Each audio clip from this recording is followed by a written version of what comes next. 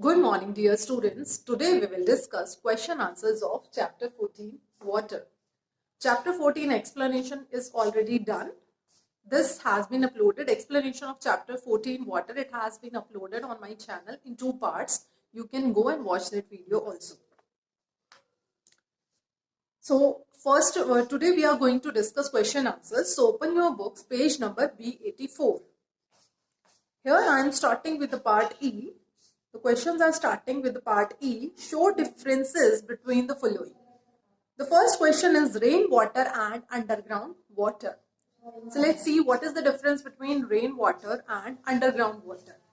Rainwater is a form of precipitation. What is precipitation? Let's see here. This is the diagram for the water cycle. What is precipitation? I told rainwater is a form of precipitation. Precipitation is a process in which water from the clouds, it comes back to the earth in form of rain, snow, etc. So rainwater, it is a process of, rainwater, it is a form of precipitation. If we talk about the underground water, then what happens when rain happens, or let's say when we pour water to the plants, then what happens? The water, it gets disappeared after some time. Where it goes? Then when we are pouring water into the soil, or when the rainwater is falling on the ground, consider any scenario, then what happens? The water seeps down into the ground. And this process of seeping of water into the ground, it is known as infiltration.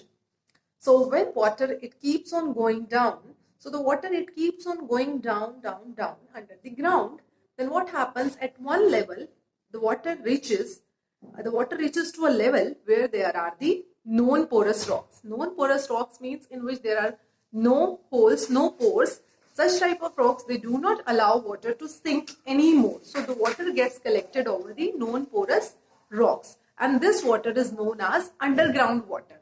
What is this underground water? Underground water is the water found under the earth surface. How this underground water, it can be taken out? Underground water, it can be pumped out with the help of the hand pumps, tube wells, submersible pumps, etc. So this is the difference between rainwater and underground water. Now moving on to the next question, that is drought and famine. So drought. What is drought? A very long period of little or no rainfall is called drought. If we talk about the effects of the drought, because there is little or no rainfall, then the soil of that area, it becomes dry, because in that area rain is also very less or no rainfall, and the underground water level, it also goes down. The soil keeps on continuously losing the water through the evaporation and the transpiration. So because of which the soil becomes dry, such type of soil is not suitable for growing the crops, and because of which no crops means no food. So drought leads to the shortage of food. And now the question is, what is famine? What is famine? If the shortage of food, if it continues for a long period of time, then it is called famine. Next is floods and drought. What is the difference between flood and drought? Flood, it is a condition where ground gets submerged in water because of heavy rains and overflow of rivers. It is called flood. Submerged means डूब जाना.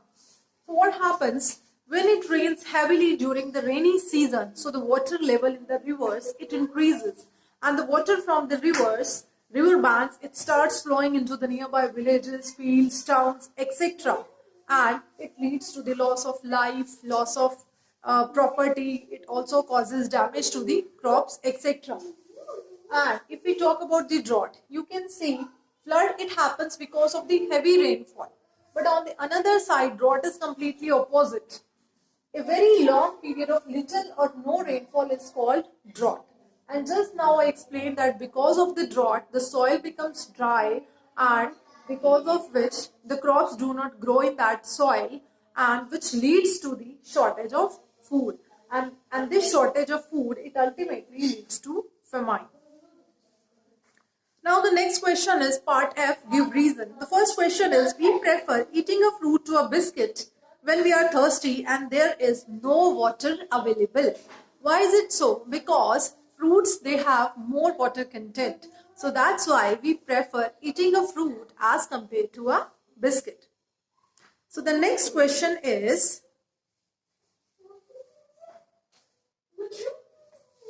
spinach or palak reduces in quantity when it gets cooked. Because spinach or palak, it has large water content. During cooking, the water gets evaporated. That's why it reduces in quantity during cooking. Third question is, epidemic takes place or spread just after the flood. Epidemic means any disease that affects thousands or lakhs of people. So, epidemic, the question is, epidemic takes place or spread just after the flood. Because as I told, during the flood time, the ground, it gets submerged in the water. So there will be water everywhere, and such water is contaminated water. So because of which it leads to the waterborne diseases. It leads to the spread of the waterborne diseases like cholera, diarrhea, etc. So because of which it results into the epidemic. Next is, droughts and floods are called natural disasters.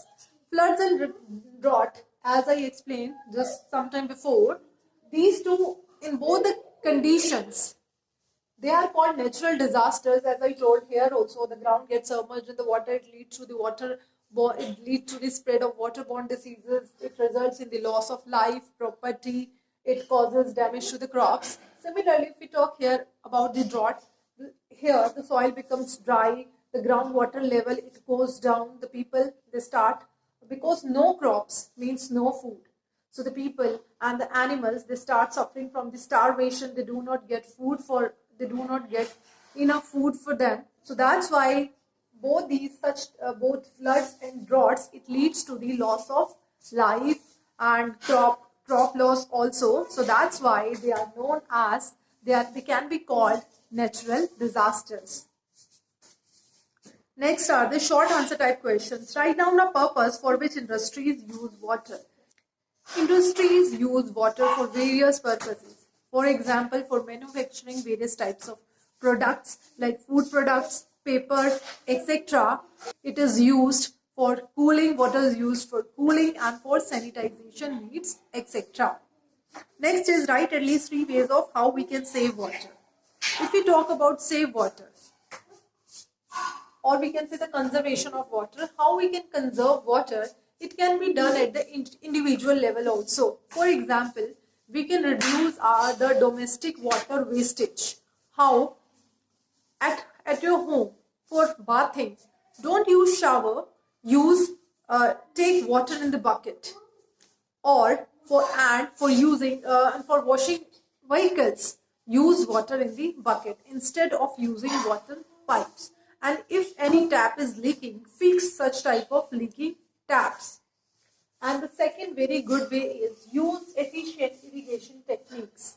For example, one is drip irrigation, in which the water is provided to the roots of plants, in which water is provided through a network of pipes directly to the roots of plant, and it minimizes the loss of water. Recycle the used water and develop the habit of rainwater harvesting. We'll discuss about it after some time. So these were some ways how we can save water. Next is, vegetables and fruits, they contain a lot of water. Name 3 fruits and 3 vegetables with the percentage of water contained in them. So this fruits and vegetable and the water content table, it is given. You can just simply go through it. Next is, what do you understand by rainwater harvesting? What is its importance? Now coming to this, rainwater harvesting. The process of collecting and storing rainwater for later use. So it is the process of collecting and storing rainwater so that we can use it later on. It can be done in the 2 ways, like water from the rooftop, it can be stored in the storage tanks. It can be stored through the pipes to storage tanks. And this water can be filtered and then it can be used for the domestic purposes. And secondly, the water from the rooftop through the pipe, it can be directly discharged into the pit, from where this rainwater, it will discharge underground water. So what is the importance? So we can see just by these two techniques I told that rainwater, it recharges the underground water, and this rainwater, it can be collected, filtered, and then it can be used for the domestic purposes. And this rainwater, the stored rainwater, it can also be used for the irrigation purpose. Next question is, what do you mean by water cycle, and how is it an important phenomenon? What is water cycle? As clear from the name, water cycle. So cycle of water, let's see what it is. So water cycle, it is the process of continuous circulation of water from Earth's surface to atmosphere, and from atmosphere back to the Earth. So let's see how it happens. So first of all, the water from the water bodies like rivers, oceans, seas, ponds, etc. Water from these water bodies, due to the heat of the sun, water gets evaporated. So this process of conversion of water into water vapors on absorption of heat is called evaporation. Next is transpiration. What is transpiration? It is the process by which plants, they release excess amount of water in form of the water vapors through their leaves. So by these two processes, evaporation and transpiration, water vapors, they get added to the air. The air being warmer rises up. And when this air rises up to sufficient height, it gets cooler. And then water vapors, they condense, or we can say water vapors cool down to form water droplets. This process of conversion of water vapors into water droplets on cooling is called condensation. Then water droplets, they join together to form clouds. And when the clouds, they become heavy, so water from the clouds, it's come back to the Earth's surface in form of rain, snow, etc. And this process in which the water from the clouds, it comes back to the Earth's surface in form of rain, snow, etc. This process is known as precipitation. So like this, you can see there is a continuous circulation of water from Earth's surface to atmosphere, and from atmosphere back to the Earth. So this is water cycle. But here one question comes, that water, the maximum water is present in seas and oceans, and that water is salty water. 97% of the water on the Earth's surface is in seas and oceans, and that is salty water. But the rainwater is not salty. What is the reason behind it? Why is it so? Because when evaporation takes place, only the water gets converted into the water vapors, leaving behind the salts. It will be more clear with one example. We all know that we have studied that common salt, it is obtained from seawater. How it is obtained? Seawater, it is allowed to stand in the shallow pits. Seawater is allowed to stand in the shallow pits for few days. And then due to the heat of the sun, after few days, water gets evaporated, leaving behind the salts. And then this salt, it is collected and it is purified, and it is purified for the later use. So this clarifies that water from the water bodies like the seas and oceans, only the water gets evaporated, leaving behind the salts. So that's why rainwater is not salty. Now, why water cycle is an important phenomena? It's an important phenomena because it regulates the weather on the earth, and it makes water available on the earth's surface in the all different states of the water. Next is, what is potable water? Is rainwater potable water or not? Potable water means the water which is fit for consumption. That water is called potable water. If we talk about rainwater, it is not potable water because this rainwater, it dissolves various types of impurities like dust particles and the gases and the like oxides of sulfur, nitrogen. They also mix up with the rainwater to form acids. So the rainwater, it is not the potable water. And it is not fit for drinking. What are the different forms of natural water? What kind of impurities does each contain?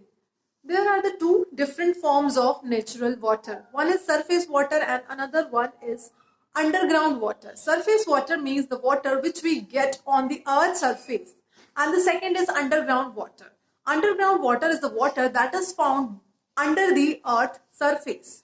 So if we talk about the surface water, forms of surface water are rivers, lakes, ponds, seas, oceans, etc. If we talk that what type of impurities does it contains? So these surface water forms, these contain various types of impurities such as clay, sand, minerals eroded from the land, rocks on the way, and the harmful chemicals because the industrial wastewater directly without being treated, it is also released in various cities. It is released directly into the water body. What I want to say that industrial wastewater without being treated, it is directly released into the water bodies in some cities, and sewage also from some cities, it is directly released into the water bodies. So because of which the various microorganisms, harmful microorganisms like some bacteria, virus, fungi, they enter into the water bodies, and which leads to the spread of the waterborne diseases. Next are the diagram based questions. So this question is, Rashmi added some ice to a glass with some water. After some time, she observed that water drops appeared on the outside of the glass. Where did these water droplets come from? At your home, you also might have seen, if in a glass of water you put some ice, then what happens? Outside the glass, some water droplets appear. Why it happens? Because the water vapors present in the surrounding of that glass. So those water vapors, they come in contact with the cool layer of that glass, because inside the glass there is water with the ice. So inside the glass there is cold water. So when these water vapors, they come in contact with the cool surface of the glass, so these water vapors, they cool down to form water droplets. Next is, in which of the following containers will water evaporation be slowest, given that they all contain the same amount of water under the same conditions? Explain briefly. Here you can see on the page number B85, you can see there are the two scenarios. Okay, so here you can see there is sunlight in the case 1, in case A, and in the second situation B, you can say it. Here you can see the question they are asking, in both the cases, case A and case B, the amount of water, it is same, but under which condition the water evaporation will be the slowest? Okay, the water evaporation, it will be slowest in the case B, because here the temperature is low, and in case A there is sun, so there will be more temperature in case A as compared to the case B. Third is, Mrs. Uma has put a wet cloth to dry as shown here. Which part of the clothes will dry faster? Explain briefly. Here you can see, okay, so here you can see there are the two situations. Here the clothes, they have been spread in the sunshine, and here the sun is not there. So definitely the clothes, they will dry faster in this scenario where there is sunshine, because due to the heat of the sun, water will be evaporated faster in this case. So the clothes, those the clothes which have been spread in the sunshine, they will dry faster. Second is next is the HOTS question. First, is underground water a renewable or non-renewable resource? Underground water is a renewable resource. Okay, and I told you while I explained this rainwater harvesting, that rainwater, it recharges underground water.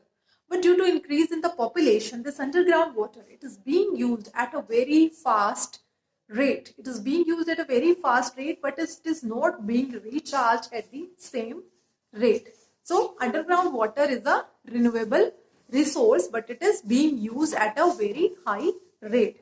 So because of which in the coming future we are going to face the scarcity of water. Second question is, take out a cool bottle of water from a refrigerator and keep it on the table. After some time you notice a puddle of water around it. Why? The same, just I explained that water vapors present because the bottle, it is the cool bottle of water that we have just taken out from the refrigerator. It is cool, so the water vapor present in the surrounding will come in contact with the cool surface of the bottle, and then those water vapors, they will convert into the water droplets. So that's why there is the puddle of the water we can see around the bottle. Next are the value-based questions. The farmer of a rural village of Gujarat requested the state government to facilitate them a training program of rainwater harvesting. So the question is, in what ways will the farmers be benefited by this program? Because here they are asking about the rainwater harvesting. So number one, if the rainwater harvesting will be done, so the rainwater will be collected and stored. So the same water, it can be used for the irrigation purpose, and this water, it can be used for other domestic purposes after filtration. Which type of values are explored by the farmers of this village? Social responsibility, critical thinking, and problem solving. So dear students, here chapter 14 is over. Thank you.